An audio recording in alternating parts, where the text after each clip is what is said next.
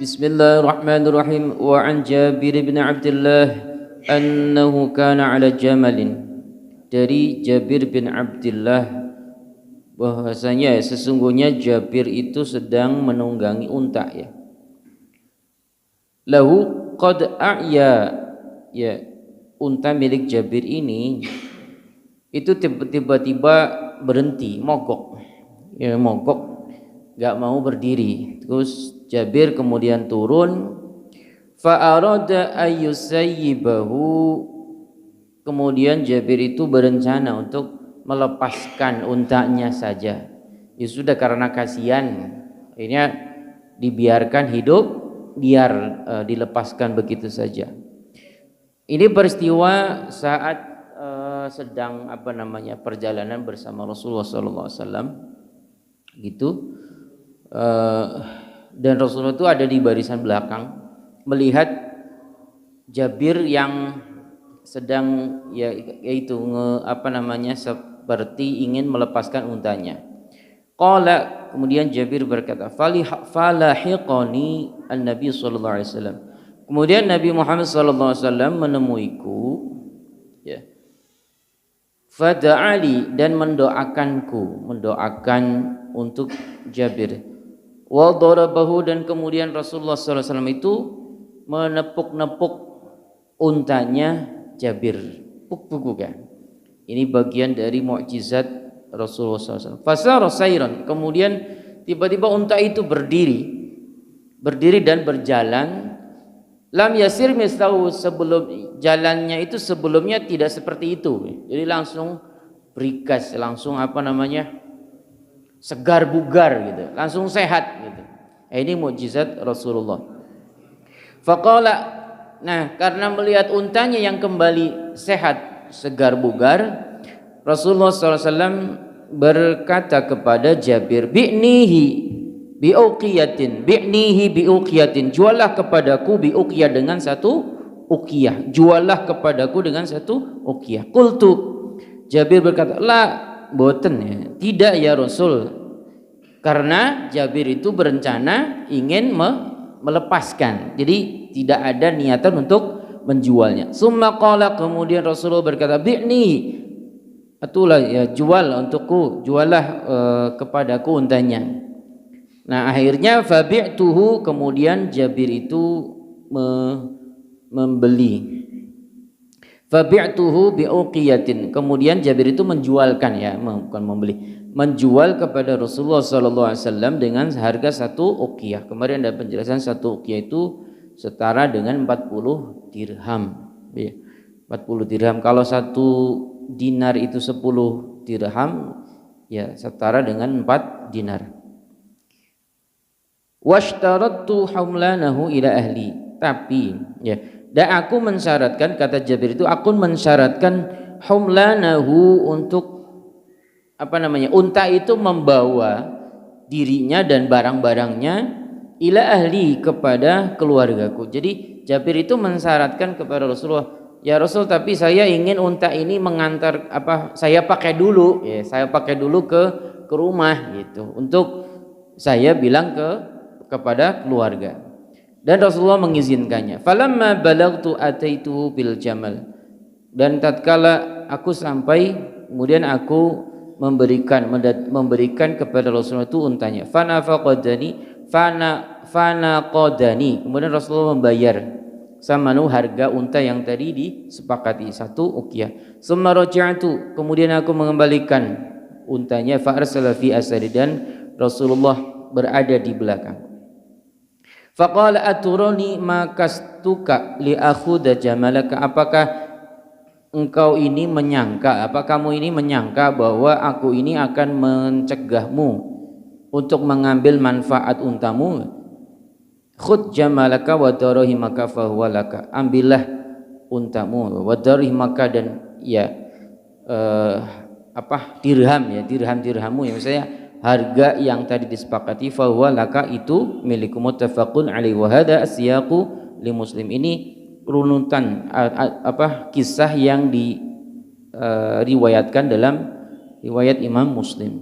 Ini hikmahnya apa, Pak? Pertama, Hikmahnya itu pertama bahwa pemimpin ya, Rasulullah itu seorang pemimpin itu tidak serta-merta langsung memaksa rakyatnya untuk menjual barang ya atau harta bendanya kepada dia atau bahkan merampasnya. Jadi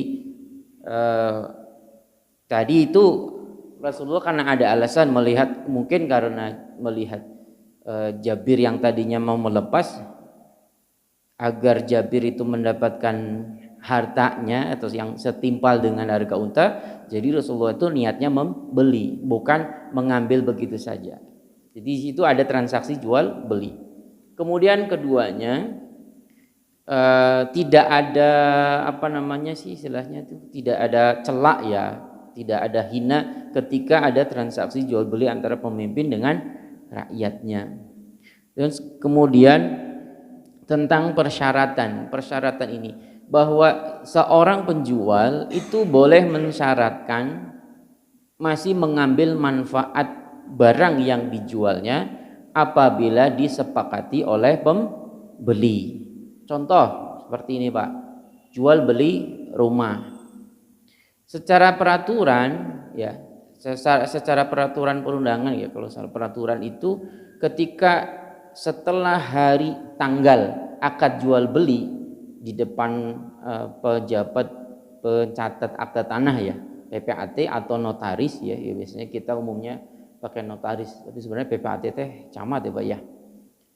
Setelah terjadi transaksi jual beli rumah ya di depan pencatat ya akta tanah itu, maka maksimal 7 hari penghuni rumah yang jual rumah itu harus mengosongkan rumah itu, mau tidak mau itu aturan. Nah, seandainya di situ penjual menegosiasi kepada pembeli, atulah saya butuh waktu untuk nyari kontrakan, misalkan saya butuh waktu untuk angkut barang ya dari Bandung ke luar kota misalkan, atau dari Jakarta ke Bandung, itulah saya butuh waktu untuk begini-begini, misalkan minta jeda waktu sampai 14 hari atau bahkan 1 bulan.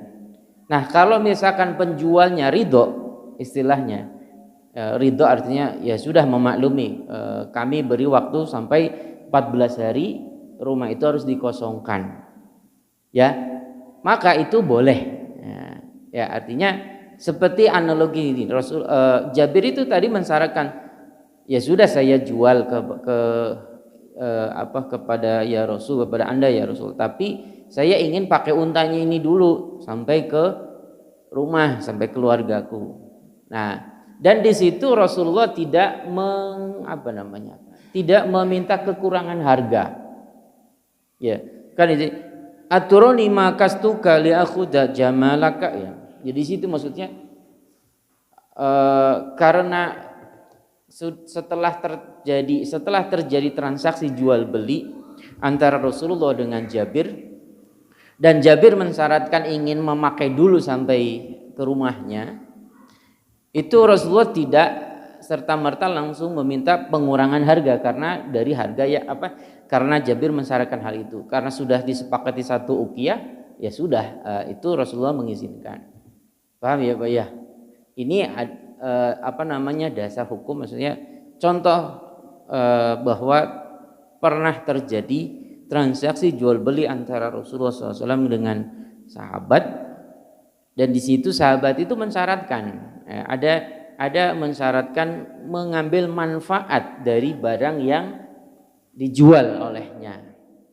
Nah, yang enggak boleh ya ini Pak ya, yang enggak boleh contoh misalkan tadi transaksi jual beli rumah, geningan penjualnya minta waktu sebulan misalkan setelah transaksi akta jual beli, geningan malah mengontrakkan atau menyewakan, kan berarti mengambil manfaat dan dia menghasilkan. Atau sebutlah misalkan bukan rumah, mobil contoh, transaksi jual beli mobil. Nah punten ini alasannya masih butuh istilahnya uang sudah terima, alasannya masih butuh kendaraan itu, minta jeda 1 hari, geningan dalam 1 hari itu direntalkan, masih mengambil manfaat padahal sudah terjadi transaksi. Kalau tanpa sepengetahuan dari pembeli, padahal haknya itu sudah milik, hak harta benda itu sudah milik pembeli, ya itu yang tidak boleh.